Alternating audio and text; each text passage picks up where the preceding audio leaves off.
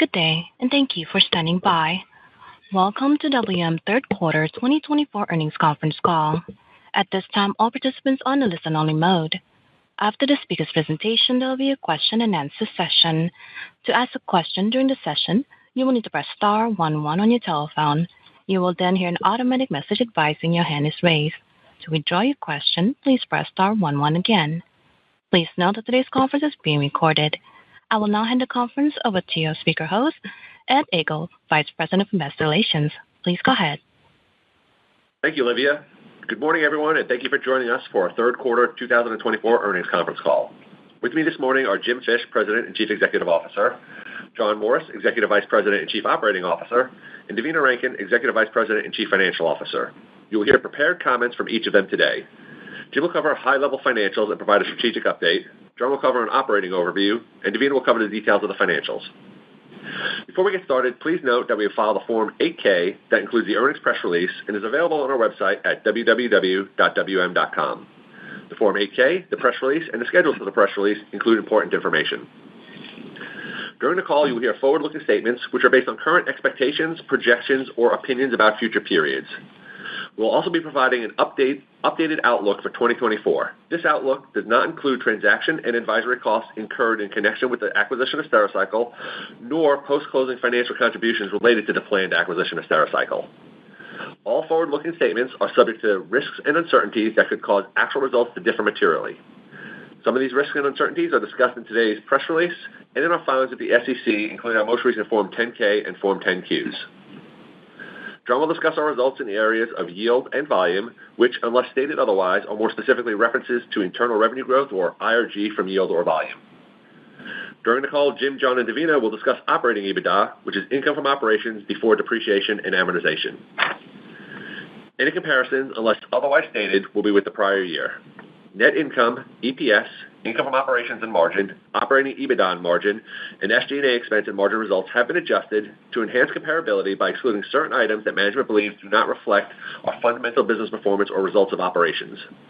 These adjusted measures, in addition to free cash flow, are non-GAAP measures. Please refer to the earnings press release and tables, which can be found on the company's website at www.wm.com, for reconciliations to the most comparable GAAP measures and additional information about our use of non-GAAP measures and non-GAAP projections. This call is being recorded and will be available 24 hours a day, beginning approximately 1 p.m. Eastern Time today. To hear a replay of the call, access the WM website at www.investors.wm.com. Time-sensitive information provided during today's call, which is occurring on October 29, 2024, may no longer be accurate at the time of a replay. Any redistribution, retransmission, or rebroadcast of this call in any form without the express written consent of WM is prohibited. Now I'll turn the call over to WM's President and CEO, Jim Fish. Okay, thanks, Ed, and thank you all for joining us. Our quarterly results once again reflect robust operational performance in our collection and disposal business, as well as our success executing on our strategic priorities. We're pleased to report another quarter of double-digit operating EBITDA growth, positioning us well to deliver about $6.5 billion for the full year, near the upper end of our guidance. Our cost optimization efforts and disciplined pricing programs together are increasing the spread between price growth and our cost to serve, and our sustainability investments are providing margin accretive growth. As we'd anticipated, the third quarter set a new record for operating EBITDA margin at 30.5%, a year-over-year expansion of 90 basis points. This consistent growth underscores our commitment to delivering exceptional value to our shareholders. We remain focused on furthering our cost optimization efforts in our collection and disposal business and improving frontline retention. John will share more about the headway we're making here. Our teams are also hard at work integrating acquisitions in key markets and have closed nearly $800 million of solid waste acquisitions through the first 9 months of the year with a strong pipeline of additional deals. We continue to progress towards closing the acquisition of Stericycle, which will add a complementary medical waste platform to our business and expand our suite of service offerings. During the quarter, Stericycle shareholders approved the merger agreement. We received clearance from all international regulators except for Canada, which is progressing. We're also advancing our integration planning, which has confirmed our confidence in the value of the Stericycle acquisition. We look forward to welcoming Stericycle team members to the WM team this quarter. Turning to recycling, during the quarter, we completed 8 projects across our network, including 6 automation upgrades and new facilities in New York and Florida. Our team's focus and execution has been excellent, with 2 of the projects completed in the quarter beginning operations ahead of plan. We've now completed 24 of the 39 projects in the growth program, which have added 1.5 million tons of annual recycling capacity across North America.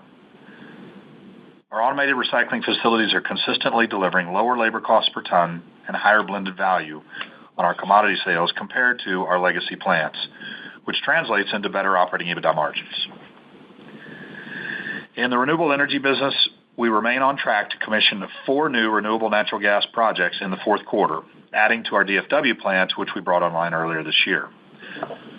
With these 5 projects, along with the 2 we completed prior to 2024, we will have 7 of the 20 planned projects online by year-end. There are an additional 12 projects in active construction, and the final plant will begin construction in early 2025. The 7 projects are expected to contribute approximately 6 million MMBTUs of annual production in 2025. Next year is anticipated to be a pivotal year of contributions from renewable natural gas investments, and we're committed to scaling this unique opportunity to create long-term value for the environment and shareholders alike. We came into this year expecting strong execution across several fronts, and through the first 9 months, we've delivered results that exceeded our own high expectations. As we look ahead to 2025, we anticipate continued growth in our solid waste business, increased contributions from our sustainability growth investments, and the successful integration of the Stericycle business to come together to create a significant step change in revenue, earnings, and free cash flow. I want to thank our dedicated team, whose hard work and commitment make all of this possible. And now I'll turn the call over to John, who will provide a deeper dive into our operational results for the quarter. Thanks, Jim, and good morning. Before we dive in our operational performance and financial metrics, I want to take a minute to acknowledge and thank our team for providing safe and reliable service to our customers, especially considering the severe weather events. Hurricanes Helene and Milton affected both our employees and the communities we serve. We are working hard to support those impacted, helping restore a sense of normalcy in these areas. Turning to our results, we continue to prioritize technology and automation to optimize our cost structure and enhance operational efficiency. This is evident in operating expenses of 60.6% of revenue in the third quarter, which improved 70 basis points and overcame a 30 basis point headwind from additional workdays in the quarter. This is the 4th consecutive quarter this measure has been below 61%. This quarter's result is driven by continued benefits from cost optimization, pricing discipline, and easing inflation. We also benefited from lower fuel prices and stronger contributions from our renewable energy business, though these gains were offset by the impact of increased recycled commodity prices on the brokerage business. Our operating expense performance was largely driven by our collection business, in particular in labor and repair and maintenance costs. Labor costs improved through a combination of retention, technology, and automation. We've automated more than 800 routes in our residential fleet since 2022, reducing our labor dependence, boosting efficiency, and improving safety performance.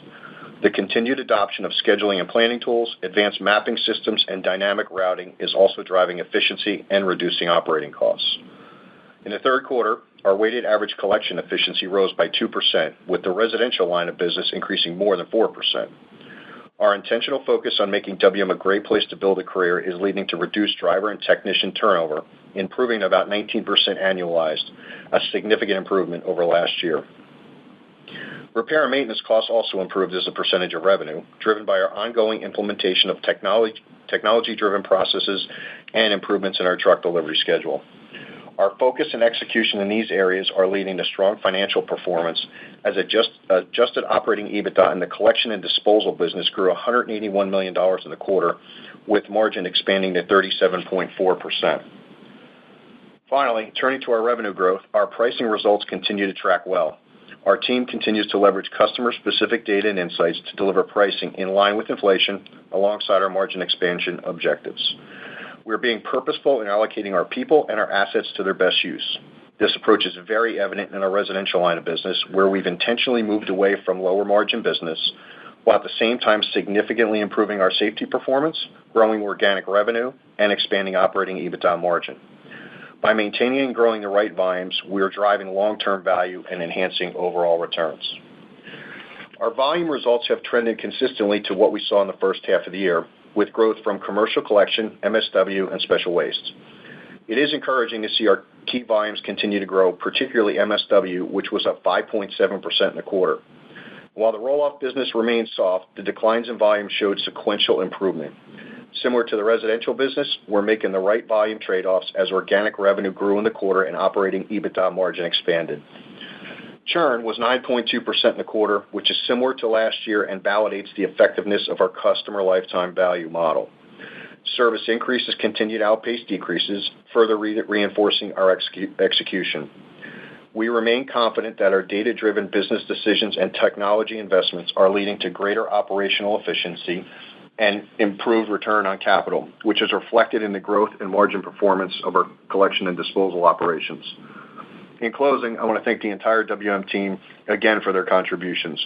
Their performance positions us for a strong year-end finish and sustained growth heading into 2025. And now I'll turn the call over to Devina to discuss our third quarter financial results in further detail. Thanks, John, and good morning. Our results underscore the effectiveness of our strategy to maximize customer lifetime value and drive operating efficiency. Our success is again evident in the operating EBITDA growth, which was 11% in the quarter, and operating EBITDA margin, which reached an all-time high of 30.5%. This result was at the low end of our projection of 30.5% to 31% for the quarter due to higher than expected recycling commodity prices. When considering about 20 basis points of margin pressure from higher recycled commodity prices, we see the 90 basis points of margin expansion as a strong result that was right at the middle of our guidance range. This highlights that margin expansion from organic growth and cost optimization met our expectations. Once again, margin expansion was driven by the collection and disposal business. Our disciplined pricing strategy, intentional shedding of low-margin residential volume, improved employee retention, benefits from truck deliveries, and the use of technology to drive efficiency combined to deliver 140 basis points of margin growth in the third quarter. The 50 basis point offset relates to higher incentive compensation costs. These results have been driven by robust operating and free cash flow growth as well. We generated $3.88 billion of cash from operations through the first 9 months of 2024, an increase of more than 16% compared to the same period in 2023. With capital expenditures tracking according to plan across the business and proceeds from the divestiture of non-strategic assets a little ahead of our plan, we've grown free cash flow by 20%. Our outlook for the full year is strong, with the operating EBITDA toward the high end of expectations being the driver. Total capital expenditures are expected to be $3.15 to $3.25 billion for the year. The increase of about $50 million from our prior guidance relates to continued progress on the development of our sustainability growth investments. Additionally, we continue to expect $145 million of investment tax credits in 2024 from our renewable natural gas projects. Putting all of this together, we're on pace to achieve the high end of our full-year free cash flow guidance for the year of $2.15 billion. Our balance sheet remains strong, and we're well-positioned to fund the acquisition of Stericycle. As a reminder, we have suspended our share buyback program because of the current focus on M&A growth, including the pending Stericycle acquisition and the nearly $800 million of core solid waste acquisitions completed through the end of the third quarter. We remain committed to a disciplined approach to allocating capital and we prioritize a strong investment-grade credit rating, organic and inorganic long-term strategic growth, and strong shareholder returns through dividends and prudent share repurchases. With 3/4 of the year complete, we're confident that we will meet or exceed the high end of our 2024 guidance for revenue and free cash flow, and we will deliver about $6.5 billion of operating EBITDA, representing a growth rate of about 10%. This strong finish to 2024 will create momentum that we expect to carry into our 2025 plan. When you combine our solid waste growth with an increase in earnings contributions from sustainability projects and the expected benefits from adding the Stericycle business to our portfolio, we expect the year ahead to be one of standout performance. Thanks to the efforts of the 48,000+ team members across WM who are working hard to deliver on all of our strategic priorities, we're bullish about the future at WM. We want to thank the team for all they do. We look forward to delivering on our targets for 2024 as we close out the remainder of the year. With that, Livia, let's open the line for questions. Certainly, ladies and gentlemen, to ask a question, you will need to press star 11 on your telephone and wait for your name to be announced. To withdraw your question, simply press star 11 again. Please stand by while we compile the Q&A roster. Now, first question coming from the lineup, Tyler Brown with Raymond James. Your line is open. Hey, good morning. Morning, Tyler. Morning, Tyler. Hey, morning. So, I think back in 23, you guys did call it $40 million of renewable segment EBITDA. But do you guys still feel comfortable that you'll be run rating somewhere around $300 million in sustainability EBITDA here in Q4? And can you guys give us any color, just big picture, on how much incremental EBITDA comes from that segment in 25? I think you guys had mentioned that you would be run rating at maybe $500 million by the end of 25. Does that all still seem good, or has that been pushed a little bit to the right? So I can take this one. This is Tara Hemmer. You'll recall during our last call, $800 million is what we plan to deliver in 2027, and we had pushed that out. If you look at the earnings contribution for 2024 from the sustainability-related businesses, we're expecting that to be in the 120 to 130 range for 2024. And you'll recall we had originally guided 115 plus another $15 million coming from commodity prices in the recycling business. Related to what we expect to deliver in 2025, what we can tell you really qualitatively is a little bit of the pieces. We certainly expect higher EBITDA growth as these plants come online, not just on the RNG space, but also the recycling space. And we're going to expect lower CapEx in 2025. So when you put those pieces together, you'll expect greater flow through. The other thing we should mention is we are expecting slightly higher CapEx for the program. Originally, we had said between $2.8 and $2.9 billion, and we're now expecting about $3 billion. So all in all, we do expect 2025 to be a significant year for our sustainability-related investments. It's a bit premature for us to give you all the pieces for 2025 based on where things may shake out related to the completion of the plants in Q4 of 2024. And then also, of course, we're tracking closely commodity prices. So we'll give more of an update in early 2025. And Tyler, with regard to the segment reporting, the one thing I would just clarify is there's some additional details that we've provided in the current press release that will give color to some of the mechanics associated with the collection and disposal business and their contribution to the earnings growth of this sustainability investment portfolio that Tara's talked about. And I think it's important to look at those details to see the total picture. And if you look at those details, what you'll see is year to date, we've delivered $92 million in EBITDA.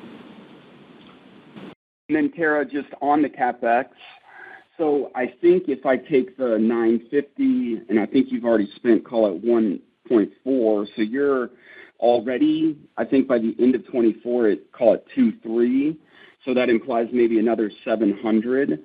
is that mostly in 25, so it steps down in 25 and then a big step down in 26, or is that going to be maybe more pro rata between the two? Absolutely. You have that right. You have the pieces right.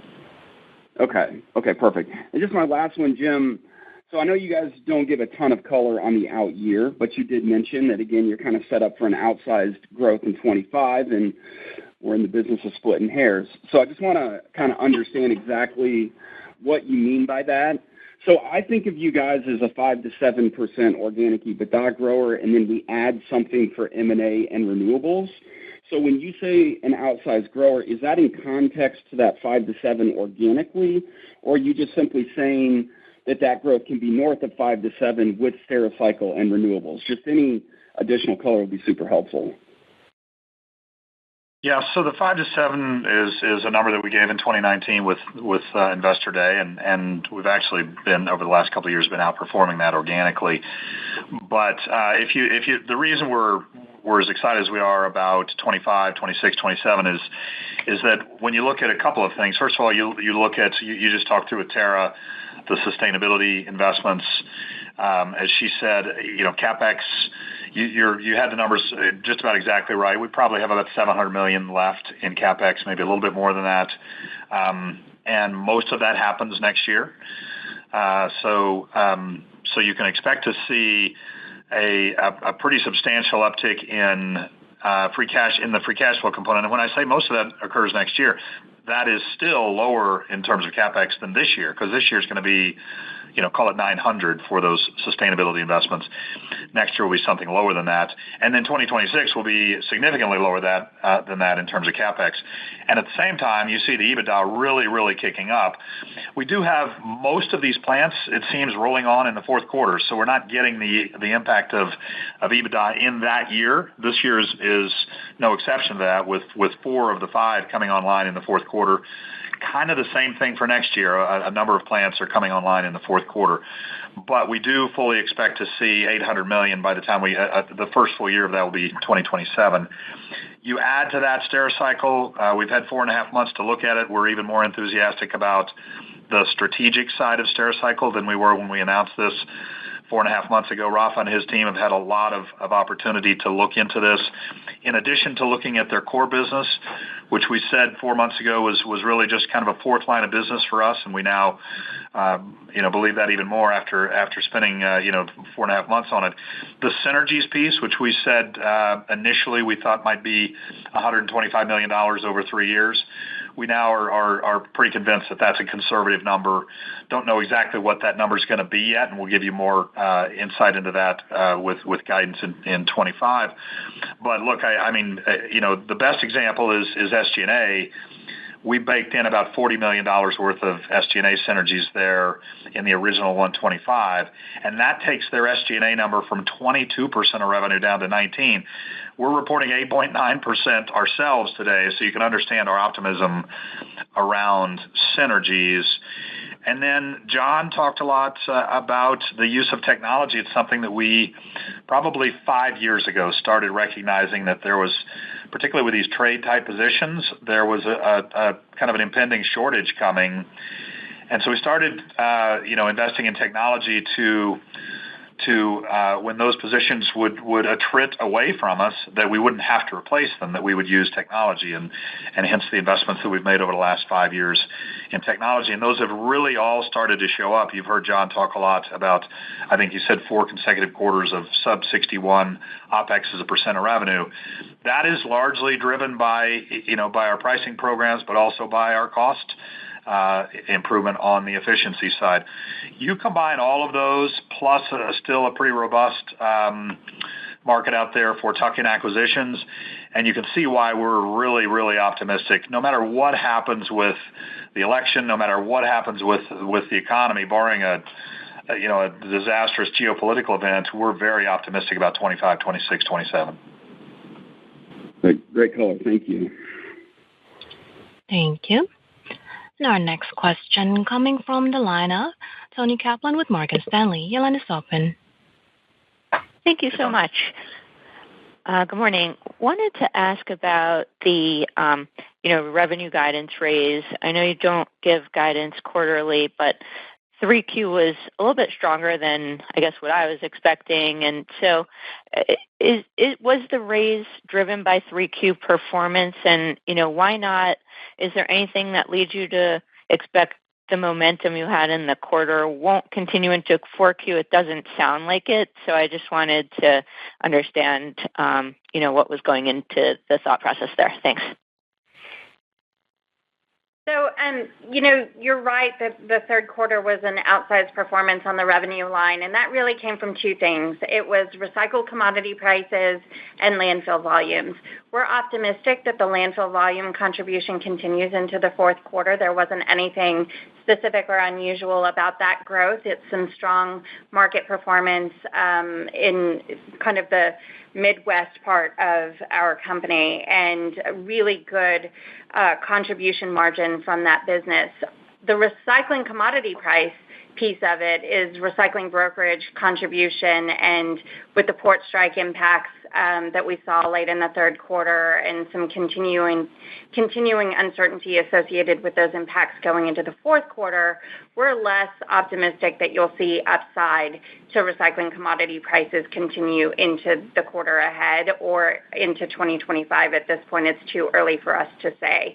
So really happy with the core business performance and the contributors from collection and disposal specifically.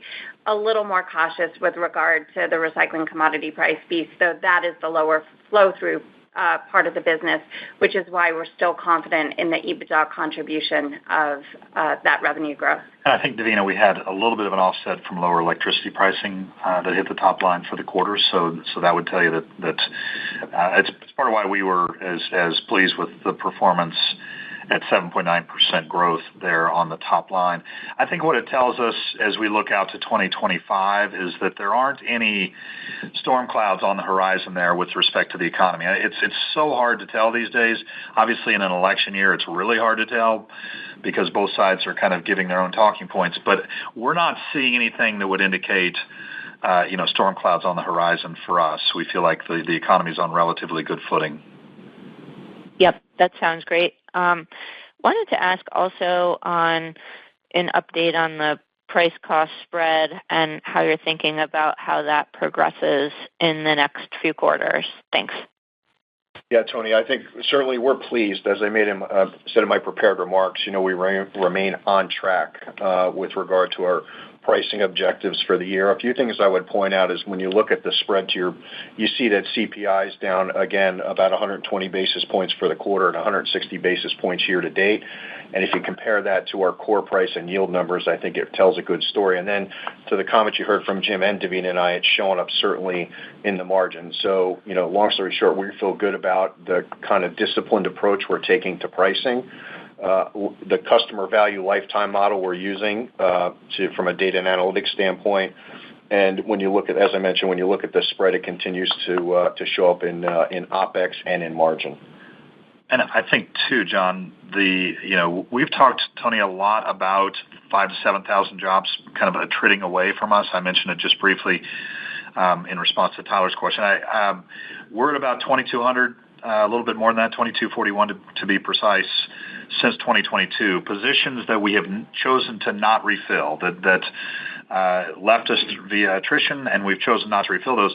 And we think, John, another potentially 3,000, so call it fourth or fifth inning, to use the baseball analogy, is about where we are now. Most of those are coming out through recycling automation and then through this conversion from traditional rear load to automated side load.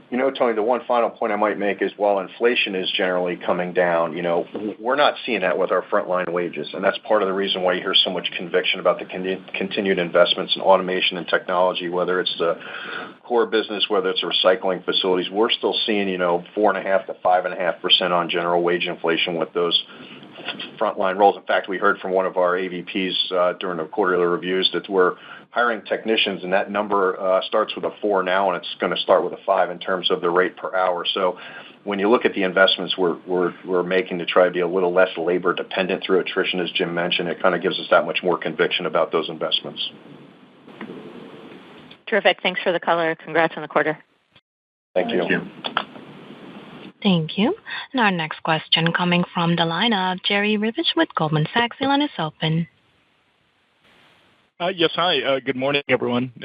For those of us New Yorkers on the line, we'll ask for no more baseball analogies, please. Lennox, come on. It's not over. Yeah, it is. It's over. So congratulations on the strong results. I just wanted to talk about the returns that we're seeing on the recycling investments. Is it possible just to get a sense for the savings per plant that we're budgeting in the program? What are we seeing as the plants are coming online? Typically when you folks make these automation moves, we've seen the results surprise to the upside. I'm wondering, is that starting to play out, and how should we be thinking about the per plant economics versus what you folks underwrote at the beginning of the program? Well, what we can tell you is we're tracking a couple of key metrics. The first, and we've said this consistently, the labor cost per ton is really in that 30% improvement range, and that is consistent across all of our plants.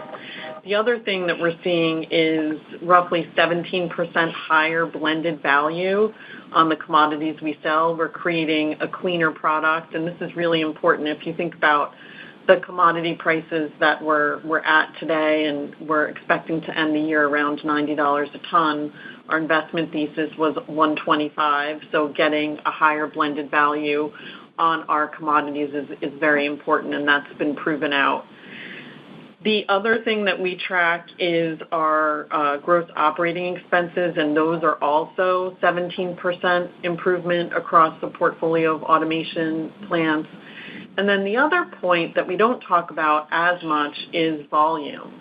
And we are seeing a volume growth story coming out of these investments, which was a pivotal piece of what we were going to be really offering to the communities that we have these investments in. And Q3 was one of the first quarters where we've seen that volume growth because we've had some impacts related to shutdowns. So we'll see that transfer across each year. So when you stack those together, we're seeing strong margin improvement on our recycling plants across the portfolio. And that volume, Tara, is really a function of the plant processing faster, correct? Exactly. So plants processing faster. We're also expanding the size of some of these plants as we're building them. And it's been a great story when we look at, one of the markets John's going to be visiting later today in Minneapolis, where we've seen really, really strong volume growth in that market, and then also EBITDA performance. I think it's really important to pull all of that together. Tara outlined all of the contributing factors.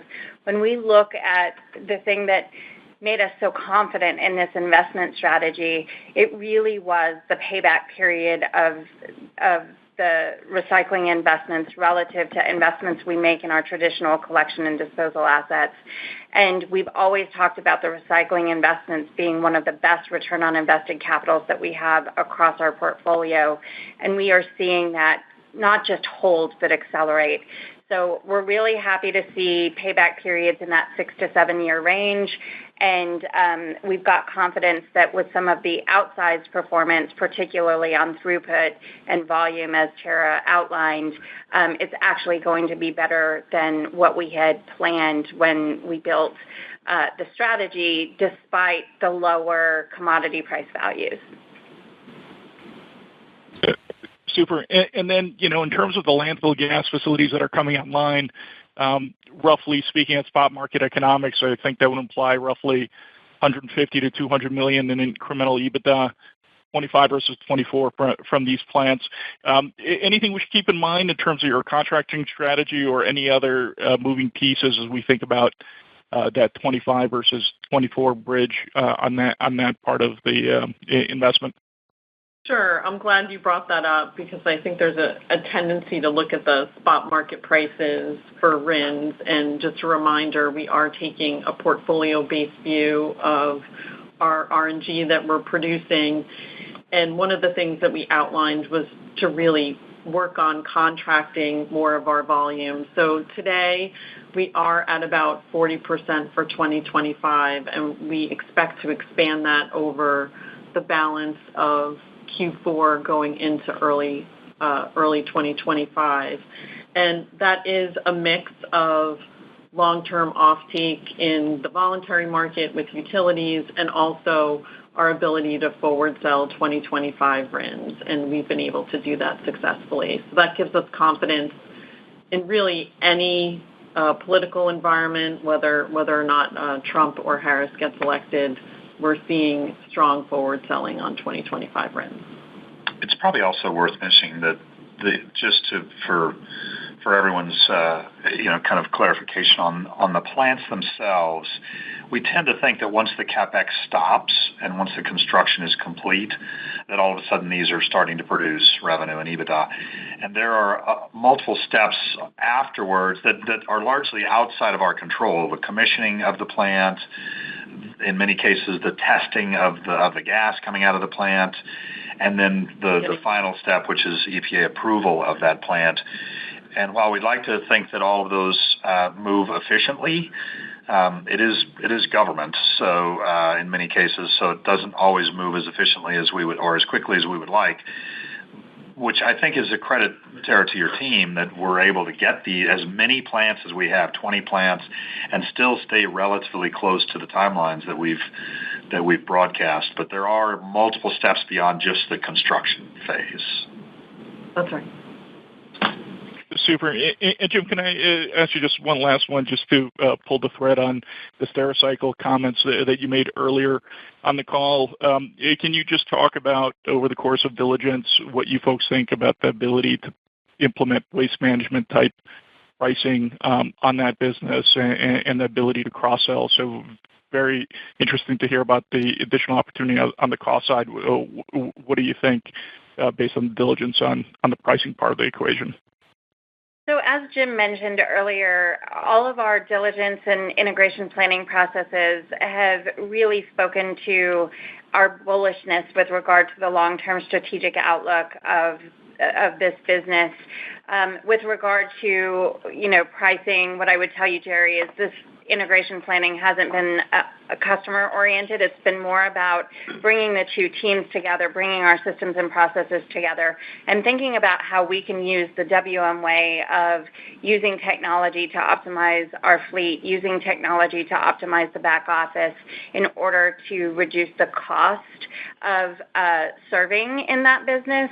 We'll know more once the Stericycle team is part of WM about the runway and projections on revenue growth, but we still think that the overall investment thesis holds because we think that long-term medical waste is one of those parts of the U.S. economy where we're going to see outsized growth. Yeah, Jerry, Davina touched on it, but I do think when you step back a little bit from it, there's elements of that business that fit very nicely over top of WM, and if you kind of consider it a fourth line of collection business, right, in terms of trucks and maintenance and repair and labor and efficiency and all the things that we've talked to you folks about over the last couple of years. We think there's benefits down the road where we can overlay those investments and processes to drive improvement on the operating side. Appreciate the discussion. Thank you. Thank you. Thank you. And our next question coming from the line of Noah Kaye with Oppenheimer. Your line is open. Thanks very much. So in addition to Stericycle pending, you spent a lot on solid waste M&A this year. Can we talk a little bit about that, the types of businesses you're picking up, and then from a housekeeping standpoint, what the rollover contribution is on revenue for 25? Yeah, certainly. So we've had a strong year. We closed almost $800 million of acquisitions. I think on the last call we mentioned that we probably could be in the range of $1 billion, and we still feel good about the pipeline. Whether that closes in Q4 or rolls a little bit into Q1 is yet to be determined. But we feel good about the pipeline and the deals that we have teed up.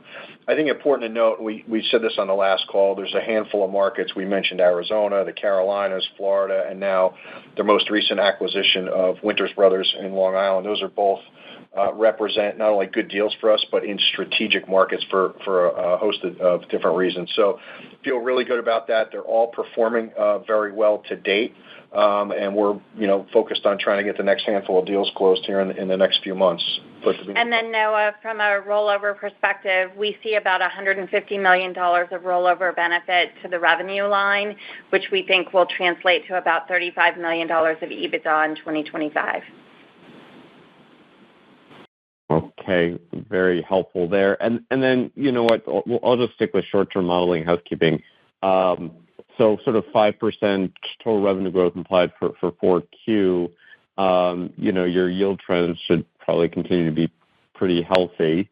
You've got probably, close to a point here on the M&A side. So it sounds like almost you think the volume could be kind of flattish. I know you had a tough comp because I think you had some cleanup volumes last year. But we also had some storms this year that might provide some opportunities. So just kind of baseline for us how you're thinking about organic trends for 4Q and whether there would be any upside to the volume side. So the volume story for 2024 has been one for us where, the commercial collection business and MSW, which really speak to us about the general health of the overall economy, have been really strong over the course of the year and consistent with expectations. The one soft spot for us has been those industrial hauls, and they've been lighter than we expected, and certainly something that we hear in the marketplace about just a little more reservation on industrial investment in this environment. We think some of that could loosen up in the fourth quarter after there's clarity in the election, but yet to be determined, and certainly not something that we're creating guidance outlook on. With respect to, the revenue guide for the fourth quarter, it really isn't a volume story where we were reserved on top line relative to Q3. It was commodity price. And so I would tell you the expectation is take those Q3 volumes that we saw and carry them into Q4 and early 2025 is what our outlook includes. All right. Very helpful. Thank you. Thank you. Thank you. Now, next question coming from the lineup, Kevin Chiang with CIBC. Your line is open.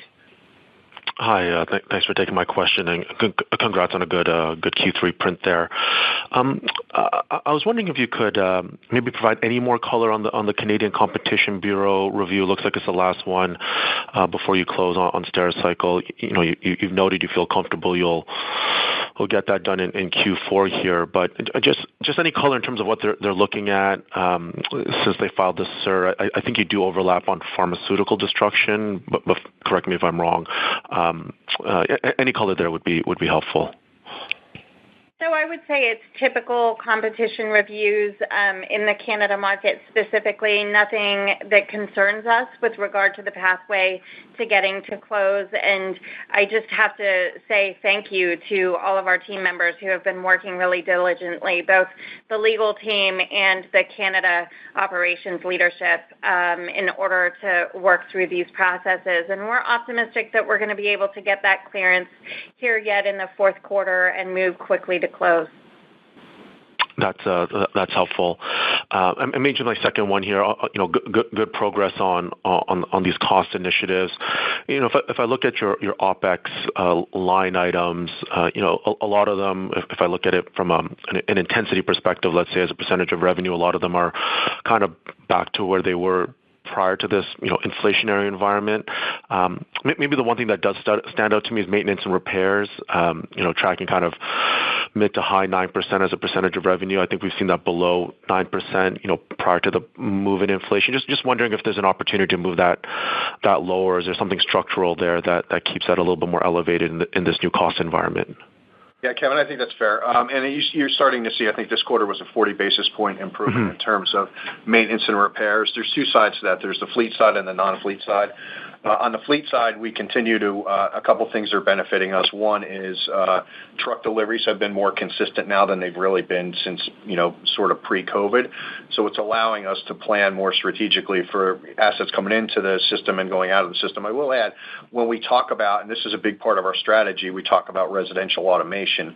The configuration of that vehicle replacing a rear loader that truck day one is going to be more expensive to run than a traditional rear loader. But what's important to take away from that is we look at it both from an M&R perspective, but we also look at it from a total cost of operation on a per unit basis. So when you double plus the efficiency, we may be willing to pay more to maintain a more complicated vehicle with different technology in it if it's driving overall CPU performance, which you are seeing, and you're clearly seeing it in the margins. In residential, I think I'm going off the top of my head here, but we were up about 300 plus basis points for the quarter on 2.9% less volume. And so when you wrap all that together, you're right. There are still opportunities in maintenance and repairs, but we do backstop that against sort of our overall total cost of operation goals.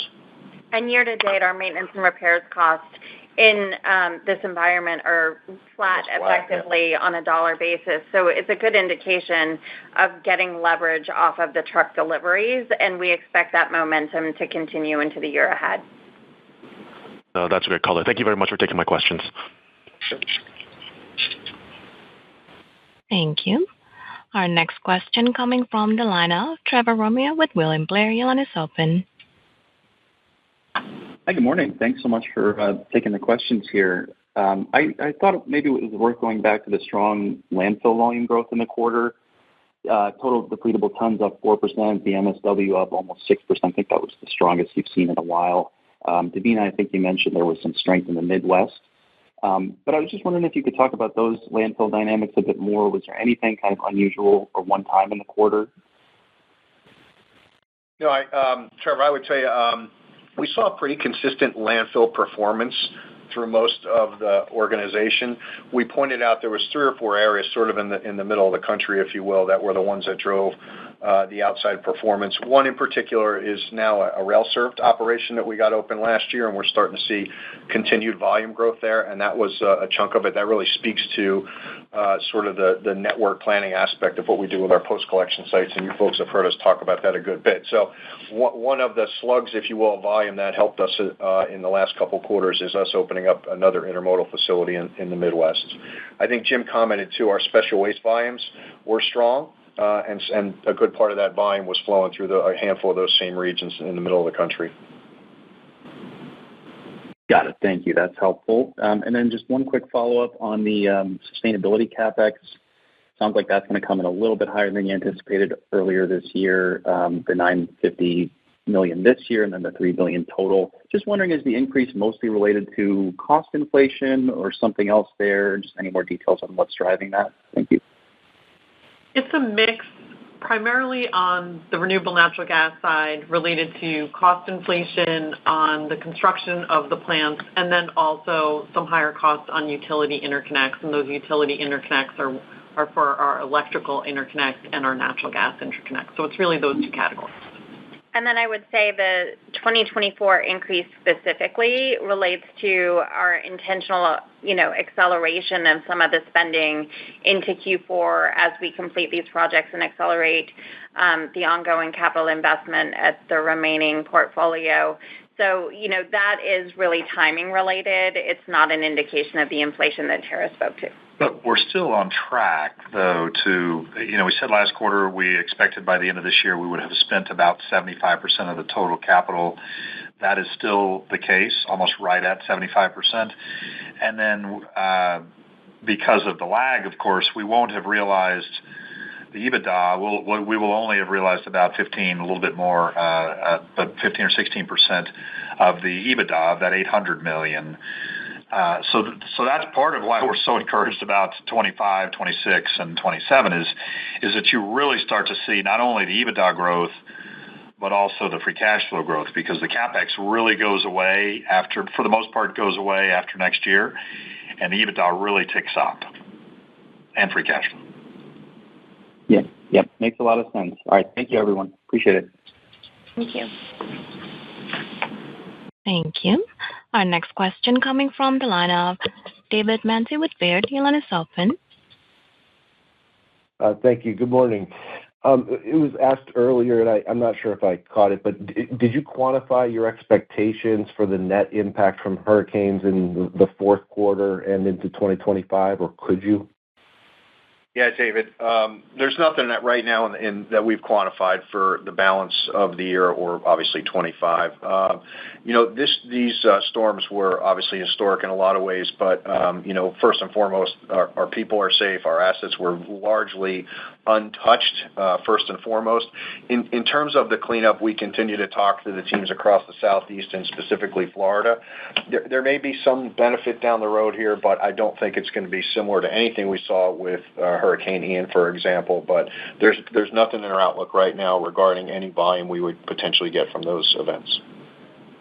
Okay, thank you. And second, is the industrial vertical a potential source of upside for you as we get into next year? So if industrial production starts growing low single digits, like maybe we saw in 2012 or 2018 coming out of a downturn, would you expect industrial volume growth to turn positive in that type of environment? It's hard to say whether it would turn positive, but certainly, this quarter we reported negative 4.1 for the roll-off line of business. And we've been pretty consistently in that negative 3.5 to negative 4.5 range. It does tell us that while the overall economy has been pretty healthy, the industrial economy not so much, and that's been not a good, but certainly has been a sign of that. I think you can expect to start to see that come back. Now, will it go positive? Don't know. That's a big number to make up. But I would expect that we'll start to see industrial come back. And by the time we get through the election cycle, there's the uncertainty is kind of out of the system. Then I think we could start to see the industrial economy pick back up. And from a macro perspective, I do think some of the interest rate environment will be an interesting watch point for us with things like housing starts lagging recently. And if you could start to see some momentum there, although news out this morning isn't all that favorable. So it's one of the things that we have our eye on because this really is about the temporary side of the industrial part of the business rather than the permanent side. Well, the other line of business, of course, that's been negative has been residential. And that's more by design. And that was down 2.9% for the quarter. It's been down in that range for, I don't know, John, 2 years. And I think John's been asked the question before, when do you expect that to get back to more of a break even? If that is by design, he even mentioned it in his script that we're letting some of the business go that has been underperforming business. That's been ongoing for 2 or 3 years now. John's probably safe to say that we could expect to get back to flat maybe in the end of 25, early 26. Is that fair? Yeah, I mean, the team's done a great job. We've got a really healthy inventory of contracts that are not performing up to par, and I think we'll continue to see it moderated a bit if you look at year to date and quarter over quarter a bit. But when you look, Jim, at the benefits from efficiency, safety, and overall margin improvement, we're gonna stay on this path until that line of business competes with the other collection lines, which has been kind of our mission since day one. All right. Thanks very much. Thank you. Thank you. And our next question coming from the line of Konark Gupta with Scotiabank. Your line is open. Thanks for taking my question and echo my congratulations on a good quarter. Wanted to follow up on sustainability CapEx. So just like two parts maybe there. I think if I remember correctly, your original $2.2 billion CapEx envelope was, I think, 50/50 RNG and recycling. Today, that's about $3 billion total. What's the split like between RNG and recycling there? And then I think you mentioned that 75% of the CapEx would be done by the end of this year. Is 75% of the $3 billion that's a new number, or that's 2.2? Yeah, so the original number, the breakdown was roughly 1.2 from renewable energy and $1 billion from recycling. And so today, the increased number to $3 billion, that 75% is based on the $3 billion, and the split is roughly 1.4 for recycling and 1.6 for renewable energy. portion of that difference, though, Tara, is, I mean, some of it's inflation, but a portion of it is for example, in Ontario, right? I mean, it's new plants. So it's not really an apples to apples when you compare the 3 to the 2.2. A piece of it is that's related to inflation, but a piece of it is adding new facilities. Adding new facilities, that's a great point, Jim. And also, we changed the plants within the renewable energy portfolio, so the plant mix was slightly different. And that's one of the reasons, if you go back to the Investor Day deck, we were projecting $740 million in EBITDA, and that got moved to $800 million. So it's one of the reasons why, that was more context setting if you go back to the Investor Day, but the numbers that we've outlined and the mix of plants on both sides are different. Okay, no, that's great, Flo. Thanks. And if I can quickly follow up on housekeeping on margin side of things. So 30.5% was also a great number for Q3. Obviously, your implied Q4 is about 30%, call it. Maybe you can do a little bit better there. But exiting 24, you're looking at 30-ish kind of margin right now. Like knowing what you know today and like post-election clarity, et cetera, is it fair to expect that your margins can trend sort of in line with what you have seen historically in terms of expansion in 2025 organically, excluding Stericycle? Yeah, it's a great question, and thank you for excluding Stericycle because it's too early for us to say. But so what I would tell you is over the long term, we've targeted 50 to 100 basis points of margin expansion in the collection and disposal business. And when we look ahead, all the conversation about the strong execution on efficiency and retention that have driven, the best operating expense as a percentage of revenue, really, that we've seen in our company's history, we expect that to continue, and we expect that to be a driver of continued growth in the year ahead. The one caveat that I have to that, and it is an important one because it's larger for us than it is for our competitors, is there is the expiration of the alternative fuel tax credit in 2025. That's about $60 million of EBITDA and a 30 basis point headwind to margin in the year ahead. So the 50 to 100, I would tell you, bring down by that 30 basis points for the range, but we're targeting that same execution for 2025. And then when we look at the sustainability businesses, that's incremental upside for us. And we see the sustainability businesses, the renewable energy business provided 30 basis points of margin expansion for us in the third quarter of 2024. And we think when we look ahead to a full year contribution from the 5 facilities that Jim and Tara have talked about bringing online by the end of 2024, we see another 30 basis points of expansion from this level. That's great. I'll leave it there. Thank you. Thank you. Our next question coming from the line of James Schumm with TD Cowen. Your line is open. Hey, good morning. Thanks, guys.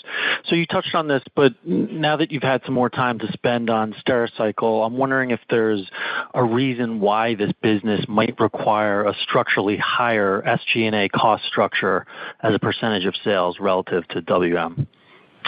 So I think it's really a great point, and it's one that we're not taking for granted. And I think it's their ERP journey is one that has gotten a lot of attention, rightfully so, both internally and externally, and bringing all of their disparate businesses onto a single platform has been a significant undertaking, and we're commending them for all of that hard work and that effort.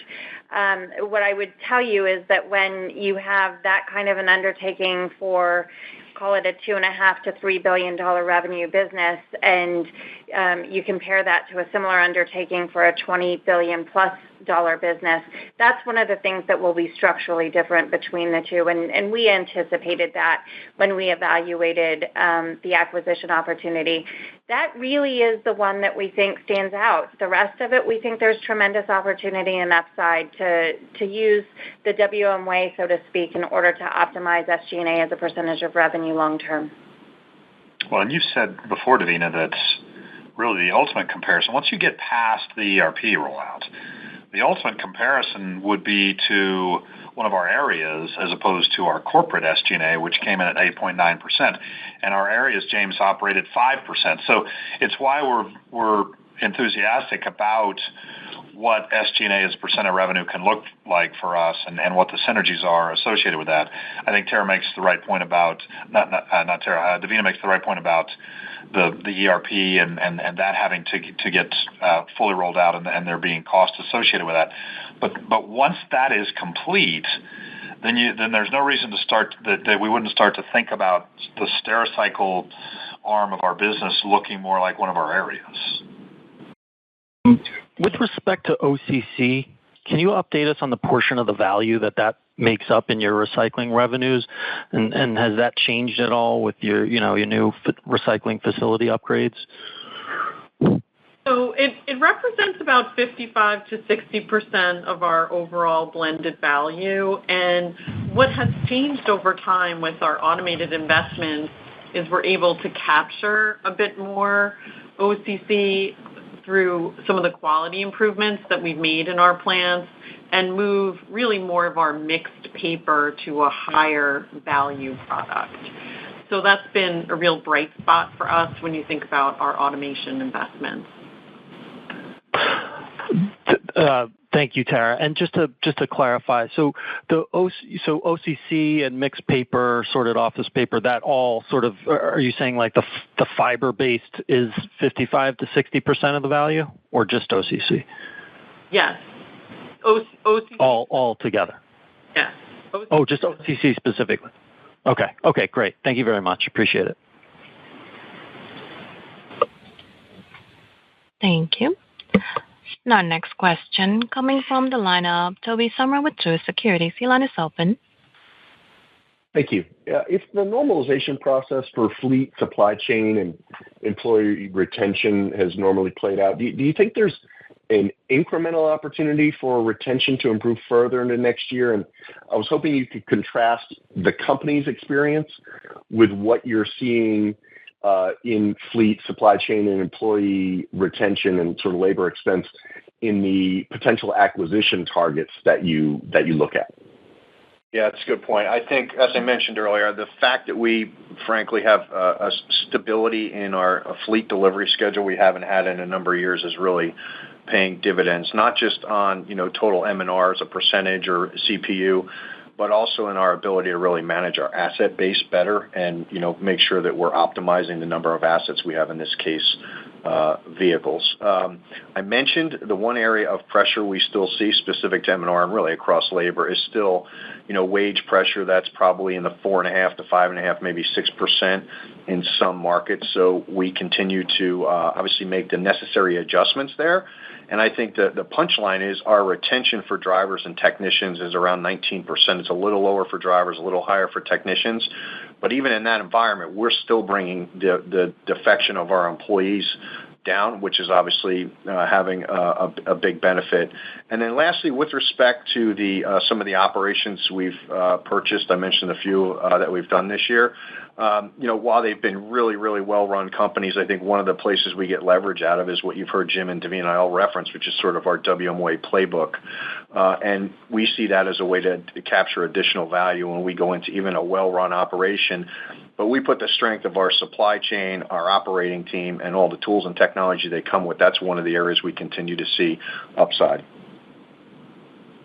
Thanks. And what are your thoughts about incremental investments into harvesting the remaining MBTUs in the company's portfolio, understanding that near term you've got cash uses related to acquisition-led growth that may mean it's not sort of a near-term choice? So we've actively looked at, and we have a bead on how much certain landfill gas that we have that we could really convert into RNG through new investments. And it's important to note the first 20 that we built, they tend to be larger plants where we had more landfill gas. So we're taking a much more prescriptive approach on the next tranche and really evaluating whether or not we should be developing them ourselves or perhaps leveraging a partner for those. That's something we'll likely make a decision on in 2025. I think it's really important to make a statement about the cash flow generation power of this business.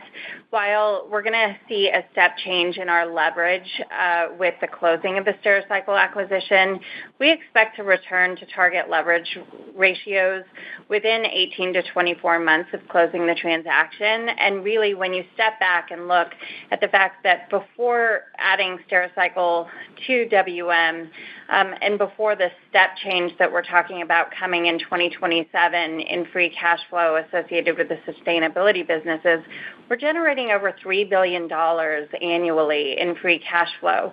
And so that indicates that our ability to use, call it $6 billion over a 2-year period in order to meet the dividend and then have substantial free cash flow for the benefit of growth, for the benefit of balance sheet rationalization.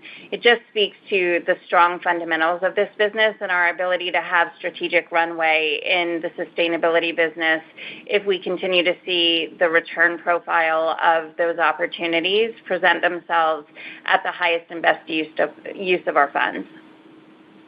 Thank you. Thank you. Now, next question coming from the line of Sabahat Khan with RBC Capital. Your line is open. Great. Thanks and good morning. Just a quick question on the investment tax credits related to a lot of these investments. I think our understanding is these are sort of being accrued. Is there any risk to those with a change in administration, or just kind of if you can highlight the process to getting those paid or just guaranteed? Thanks. Yeah, so we're not thinking about there being risk associated with a change in administration, but that certainly is something that could be on the table, but it's very difficult for us to be able to project. But with regard to what we've been accruing, there's $145 million in 2024, and that's showing up both as a reduction in cash taxes and a reduction in our provision on the income statement. We see the downside risk associated with really two things. One is solely timing, and if we saw one of our projects slip into 2025 in the first quarter, we wouldn't get that. The complexity of the IRA and specifically the applicability of the domestic content rules. We've evaluated those, and we think that the team's doing all of the right work, but the devil's in the details when it comes to tax legislation. And so while we think we've done the right thing, it will come down to interpretation. We've taken that into account as well in providing our guidance, but that won't be finalized within year. That will be something that continues as we have the IRS review our findings. And just as a reminder, that last part that Davina mentioned, it's the difference between 30 and 40%. And so we're confident we would get the 30%. It's really just the difference between 30 and 40% on the ITC. Great. No, I appreciate that color. And then just a question as a follow-up to the earlier discussion around base business margin improvement and the offsetting impact from Stericycle. I guess as you get a closer look at the business, would you come back maybe after it closes, potentially Q4 reporting, and maybe give a path towards how long it may take to get consolidated margin sort of back in positive territory, or is that something that may evolve over a few years? Just trying to get an understanding of, how you think about consolidated margins and the journey over the next couple or 2 to 3 years, or however you look at it. Thanks. Yeah, I think what we'll do is I believe the last I looked, their margins are kind of in the 17% range, something like that. So, and when you start looking at, the opportunities we have with synergies, we have not, as Davina said earlier, had a chance to look at their customer base at all. So we don't know what that means in terms of cross-selling or any of the top line. But we do think that we can improve it from where it is today, where their margins are today because of those things. I think it'll take us at least until February to be able to assess what Stericycle we think will look like obviously for 25, but into 26, 27. When we'll be able to get back to, kind of 30% on a combined basis is a little hard to say. As Davina said, you do have something working in our favor, which is the sustainability businesses and then our own improvement through the use of technology, and John's gone through a lot of the operating improvements. So you've got things working in both directions. I think it's very hard to say what the margin will be right now, but I think when we get to February and we give guidance, we can give you a better idea of that. Great. Thanks very much for that. Thank you. Our next question coming from the line of Stephanie Moore with Jefferies. Your line is open. Hi, good morning. Thank you. One higher level strategic question for me. I appreciate maybe the incremental commentary provided about the updated productivity at your new recycling facilities, whether it's productivity or throughput or the like. Is there any way you could then frame what some of these facilities are doing from a margin standpoint? Obviously, it wouldn't be completely apples to apples given allocating corporate costs, but just so we can think about, truly what the margin differential is kind of pre and post upgrades. Thank you.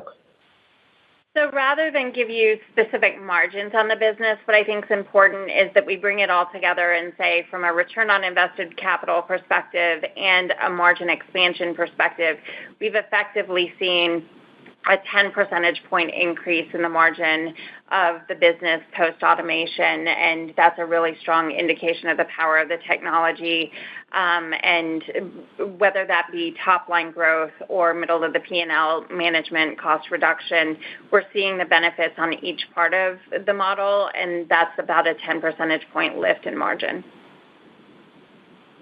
Great. No, that's helpful. And then just one quick follow-up. On OCC pricing expectations for the fourth quarter, what are your underlying assumptions embedded in those? Our underlying assumptions for our blended commodity basket in Q4 is $85 a ton. Got it. All right. Thanks so much. Thank you. Last question coming from the line of Brian Butler with Stifel. Your line is open. Hey, good morning, Waste Management. Thanks for fitting me in. Good morning. Just one last quick one, I guess, on the commodity side. Now that you've kind of improved the facilities and automation, do you have a sensitivity to commodity price? So if that $85 changes, how should we think about the impact on maybe an annualized EBITDA? Well, the way to think about it, and we've said this previously, is about 60% of the benefit related to our automation plans. It's really independent of commodity prices, and that's the labor cost. That's the uplift that we get on blended values because we're producing a higher quality product. And we're definitely seeing those flow through when we bring these automated plants online. So there's less of a sensitivity to commodity prices, but there still is a sensitivity that exists in the business. Okay. And then I guess on the automation side, on the automated routes, you talked about 800 routes over the last couple of years being automated. Can you put that in perspective? How many more routes could be automated, and how long would something like that take? I think we've got about 11 more hundred routes that are eligible to be automated. And I would tell you, it's at least 2 years and probably into the third year before we cycle through all of them. But as I mentioned, from an efficiency, margin, safety standpoint, go down the list, even though we're trading off a little bit of volume, it's obviously, from an investment perspective, been a fantastic effort by the team. Some of it, John, is a function of the contract itself. It's not necessarily getting the truck, but it's the contract expiration. If you've got a contract that is a 3-year contract, that is a pick up everything contract, and you're going to transition to an ASL contract, that has to be negotiated by the public sector team and at the end of the existing contract. Thank you. And I will now turn the call back over to Mr. Jim Fish, President and CEO, for any closing remarks. Okay. Well, thank you so much for your great questions today. We feel very good about the quarter. Feel very optimistic about the remainder of the year and into 25, 26, 27. We're excited to be in this business at this point. But thank you very much. We will talk to you soon. Talk to you next quarter. Ladies and gentlemen, that does conclude our conference for today. Thank you for your participation, and you may now disconnect.